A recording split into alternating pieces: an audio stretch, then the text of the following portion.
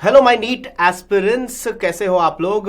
NEET 2023 जैसे जैसे हम अप्रोच करते जा रहे हैं वैसे हमें ये समझ में आना चाहिए कि हमारी राइट स्ट्रैटेजी क्या होनी चाहिए।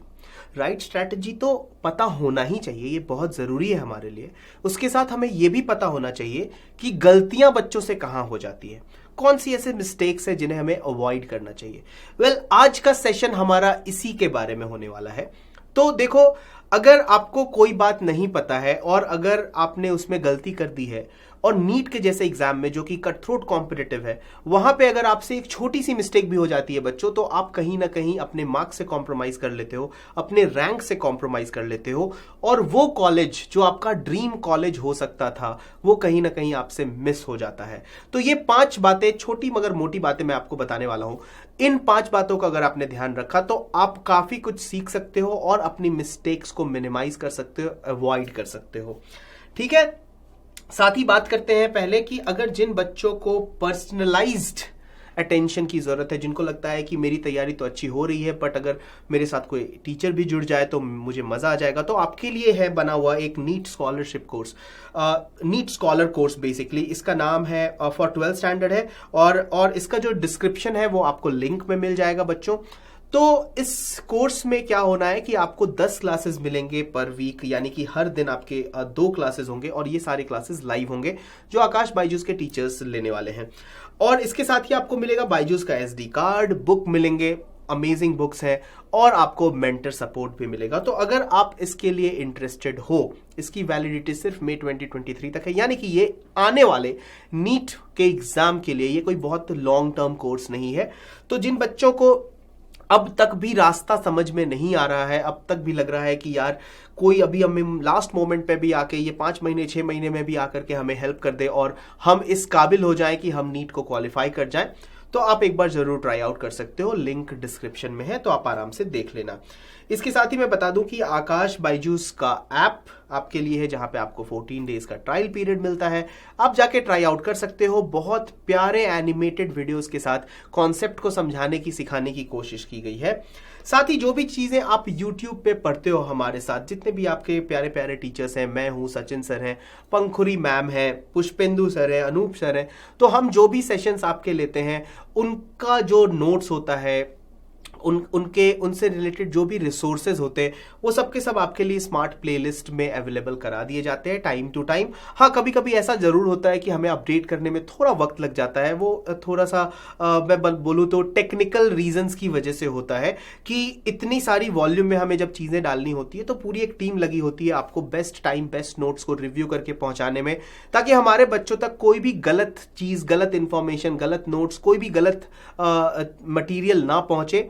और गलत से मेरा ये मतलब है कि कहीं पे कोई छोटी सी मिस्टेक छूट गई तो उसे थरली रिवाइज करके, रिव्यू करके हमारी टीम ये कोशिश करती है कि वो आप तक पहुंचाए, ताकि आप जो भी चीज पढ़ रहे हो उस पर आप 100% भरोसा कर सकते हो कि ये रिव्यूड है, ये बिल्कुल प्रॉपर है, ये टीचर्स का देखा हुआ है।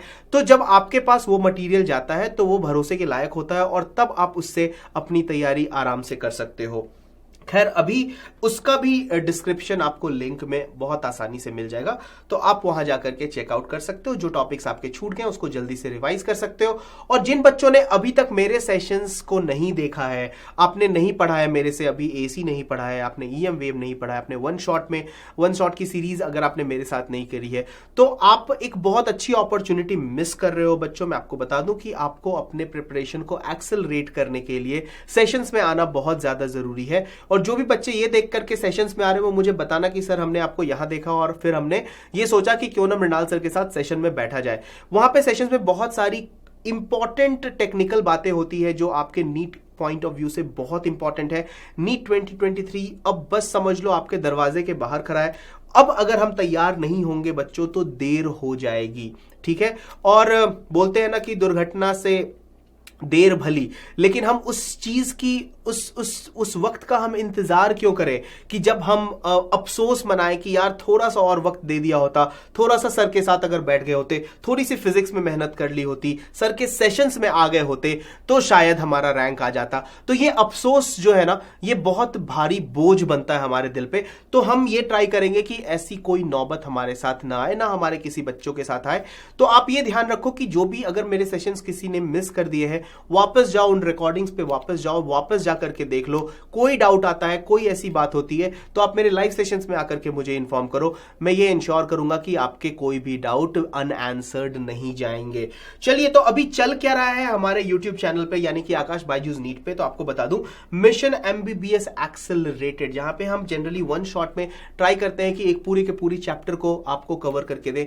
2 से 2.5 आवर्स का ये सेशन होता है और इस पूरे सेशन में हम क्वेश्चंस के साथ, कॉन्सेप्ट्स के साथ डेप्थ में जाते हुए जल्दी से कंप्लीट कर लेते हैं, ताकि एक बच्चे को सेंस ऑफ रिवीजन भी आ जाए, सेंस ऑफ विजन भी आ जाए, और ये भी उसे पता चल जाए कि हाँ यार, ये सारी चीजें पढ़नी थी, ये इंपॉर्टेंट है, ये नीट में आता है, ये नीट में नहीं आता है।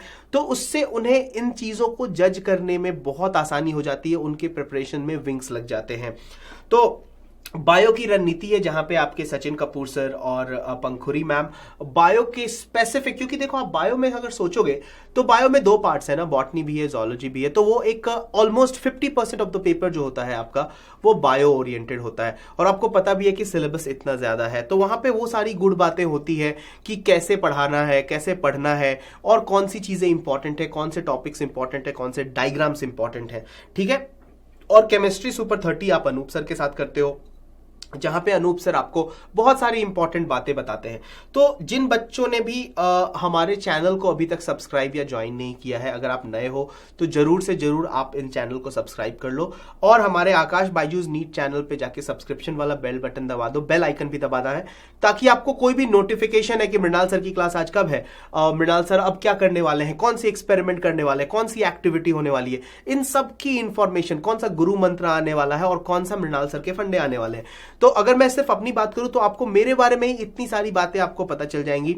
इसके साथ ही आप हमारे पर्सनल टेलीग्राम चैनल और इंस्टाग्राम से भी जुड़ सकते हैं, ताकि आपके कुछ स्पेसिफिक्स हो तो अपन पर्सनल आप हो सकते हैं, हमें बता सकते हैं कि सर हमें यहां परेशानी आ रही है, ये वाली चीज में दिक्कत आ रही है, तो हम ये ट्राई करेंगे कि आपकी वो सारी क्वेरीज सॉल्व कर दें।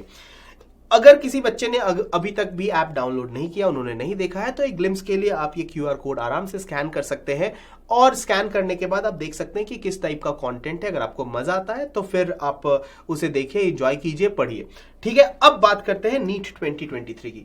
तो देखो भाई, नीट जो एग्जाम होता है, एज ए एग्जाम अगर मैं बात करूं, एक बहुत ही प्रेस्टिजियस एग्जाम है, क्योंकि इस एग्जाम को क्वालिफाई करते ही आपके नाम के साथ वो 2 गोल्डन वर्ड्स जुड़ जाते हैं, जो आपके साथ जीवन भर, जिंदगी भर आपकी आइडेंटिटी, आपकी पहचान बन के रह जाते हैं।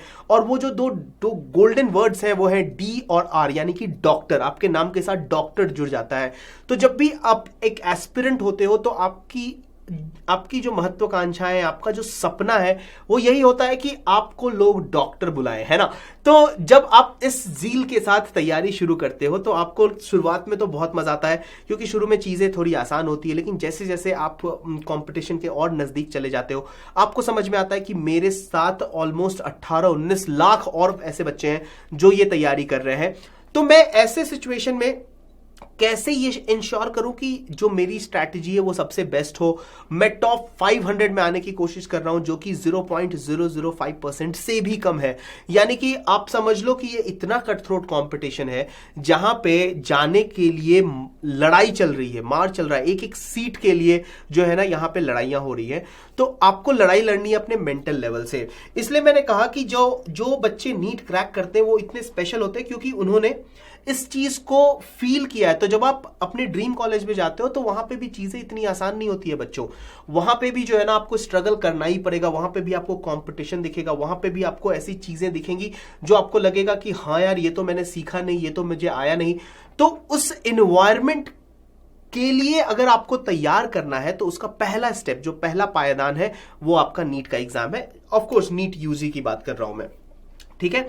तो ये एग्जाम हर साल होता है, और बहुत सारे बच्चों का ना कुछ कॉमन मिस्टेक है, कुछ ऐसी कॉमन मिस्टेक, कुछ इग्नोरेंस की वजह से, कुछ ओवर कॉन्फिडेंस की वजह से ये बच्चे कुछ ना कुछ ऐसी गलतियां कर देते हैं, जिसकी वजह से उन्हें बाद में उसका बहुत बड़ा खामियाजा भुगतना पड़ता है।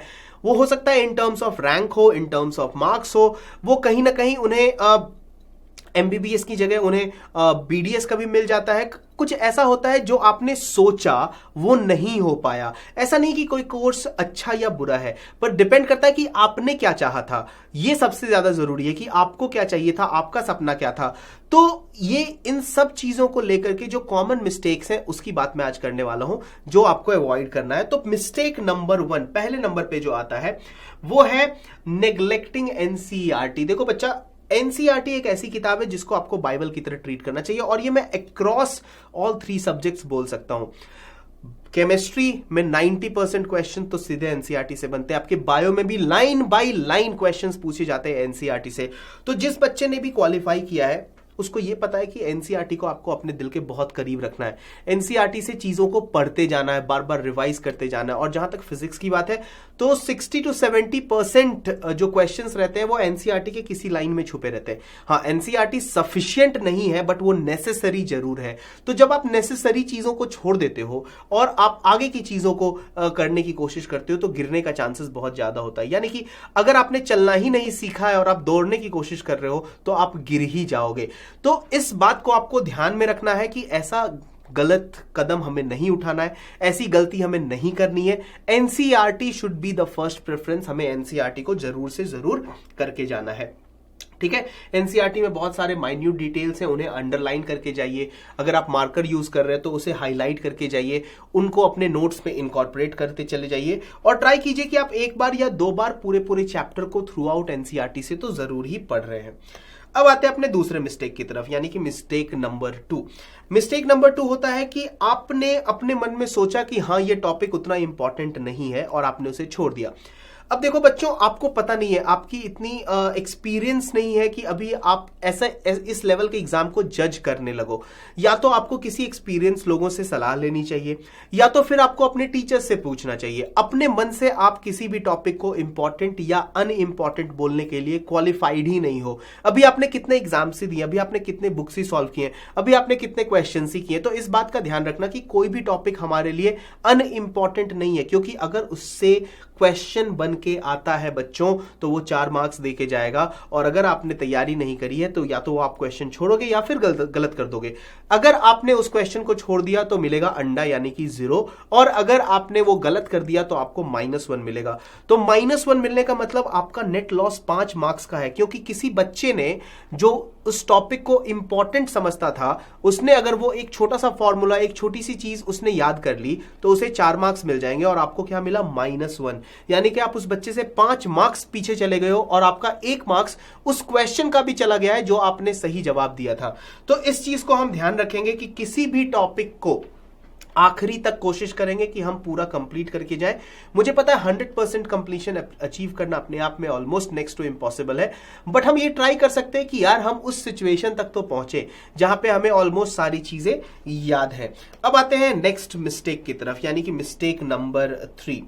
पहले आपके अगर लो स्कोर्स आए हैं, कम मार्क्स आए हैं, तो आप कहीं ना कहीं डीमोटिवेट हो जाते हो, और जब ये डीमोटिवेशन किक इन करता है उसके बाद आप डीमोटिवेटेड होते ही चले जाते हो। आपको ये आइडेंटिफाई करना है कि कम मार्क्स आए क्यों हैं, रादर देन इस बात के लिए रोने के लिए बैठ जाओ कि मुझे कम मार्क्स आए हैं, मुझे ये नहीं आता, मुझे वो नहीं आता। देखो ऐसा हो ही नहीं सकता। अगर मैं फिजिक्स की बात करूं और मैं कोई भी टॉपिक उठा लूं, चलो थर्मोडायनामिक्स ले लेते, तो ऐसा हो नहीं सकता कि आपको थर्मोडायनामिक्स में कुछ नहीं आता। अगर आपने पढ़ाई की है तो कुछ ना कुछ आता है। ऐसा नहीं है कि 100% आपको कुछ नहीं पता है। और अगर आपने उसके एग्जाम दिए, अगर आपको कुछ मार्क्स आए हैं और वो मार्क्स कम है, तो बच्चे जनरली डीमोटिवेटेड हो जाते हैं। पर आपको ये समझना पड़ेगा कि जस्ट बिकॉज आपको थर्मोडायनामिक्स अच्छे से नहीं आया, इसके लिए ये जरूरी नहीं कि आपको इलेक्ट्रोस्टैटिक्स नहीं समझ में आएगा। समझ में आ रही बात? तो जो आपके डाउट्स हैं उसको पाइल अप करने से रोकना है, और क्या करना है, और हमें टीचर से जाकर के उन सभी बैकलॉग्स को क्लियर करते जाना है। तो इन सब छोटी छोटी बातों का अगर आप ध्यान रखते जाओगे ना बच्चों, तो जैसे जैसे आपकी तैयारी आगे आगे बढ़ती चली जाएगी, वैसे वैसे आप और कॉन्फिडेंस बिल्डअप करते जाओगे, और जिस दिन आपका नीट का पेपर होगा ना, फुली फ्लेश्ड तैयार रहोगे अपने उस एग्जाम के लिए। तो मेंटल लेवल पे भी, क्योंकि आपने इस तरह से तैयारी कर रखी है, इतने सारे क्वेश्चंस बना रखे हैं कि अब आपको पता है कि आपकी कमजोरियां क्या है, आपकी ताकत क्या है। तो आपको डिसअपॉइंट नहीं होना है और प्रैक्टिस टेस्ट देकर के ये सोचना है कि मेरे मार्क्स कम आए तो क्यों आए हैं, क्यों मार्क्स कम आए ज्यादा इंपॉर्टेंट है, और अगर इस वजह से आए हैं तो मैं उसे इंप्रूव कैसे कर सकता हूं। फॉर एग्जाम्पल, अगर किसी बच्चे का मार्क्स कम आता है, कैलकुलेशन मिस्टेक की वजह से। तो उसे क्या करना चाहिए, उसे ऐसे क्वेश्चंस करने चाहिए जिसमें बहुत ज्यादा कैलकुलेशन हो। तो क्या होगा, कैलकुलेशन की प्रैक्टिस आती चली जाएगी, और जैसे जैसे ये प्रैक्टिस और ज्यादा करेंगे बच्चे, वैसे वैसे आपको कैलकुलेशन में इंप्रूवमेंट दिखेगा। तो तरीका सिर्फ और सिर्फ यही है, सीधा सा तरीका यह है कि जो चीज आपको लगे कि आपकी कमजोरी है उसको ज्यादा करो, उसको और ज्यादा रिपीट करो, क्योंकि आपकी जो स्ट्रेंथ है वो तो आपको मार्क्स देके जाएगी ही। आपकी जो कमजोरियां हैं वो कहीं ना कहीं इस बीच में आपके मार्क्स को कम करेंगी। अगर आपने अपनी कमजोरियों पर काम करना शुरू कर दिया बच्चों, तो ये कमजोरियां भी आपकी ताकत बन जाएंगी। ठीक है। मिस्टेक नंबर 4 क्या आता है? मिस्टेक नंबर 4 आता है कि आपने अपने डाउट्स को क्लियर नहीं किया और वो सब पाइल अप होते चले गए। फॉर एग्जाम्पल, मैंने एक छोटी सी बात अगर वेक्टर में नहीं समझी और अगर मैंने उसको क्लैरिफाई नहीं किया, तो फिर मुझे फोर्स समझने में दिक्कत आएगी, फिर मुझे फ्री बॉडी डायग्राम समझने में दिक्कत आएगी, फिर मुझे वर्क समझने में दिक्कत आएगा, टॉर्क समझने में दिक्कत आएगा। यानी कि एक तरह का डोमिनो इफेक्ट हो जाता है बच्चों, एक तरह का डोमिनो इफेक्ट हो जाता है। तो जैसे ही आपको कोई भी डाउट आए, तो आप ये ध्यान रखो कि उस डाउट को, उस बैकलॉग को, जो भी टीचर जिस वक्त अवेलेबल होता है आपके साथ, वो आप पूछ लो। फिजिक्स के लिए मैं हमेशा आपके लिए अवेलेबल हूं। हर वीक हमारा मिलना होता है, हर वीक हमारी क्लासेस होती है। कोई डाउट आता है, कोई ऐसी बात होती है, कोई ऐसी चीज होती है, मैंने बोला भी आपसे कि टेलीग्राम चैनल पे, अप एंड पर्सनल, हमारे इंस्टाग्राम चैनल पे, आप कहीं भी अगर मुझे पिंग करते हो तो मैं ये मेक श्योर करूंगा कि मैं आपकी क्वेरी को जरूर से जरूर बताऊं। क्योंकि देखो, सिंपल सी बात है कि मोटिव सिर्फ एक है, वो मोटिव है कि आपको डॉक्टर बनाना है और टॉप के कॉलेज में लेके जाना है। जो सपना आपने देखा है, उस सपना को पूरे करने की जिम्मेदारी 90% आपकी है, तो 10% हमारी भी है। तो अगर आप अपने डाउट्स हमसे पूछोगे नहीं, अगर आप अपने बैकलॉग्स हमसे क्लियर नहीं कराओगे, तो बताओ कैसे फायदा होने वाला है।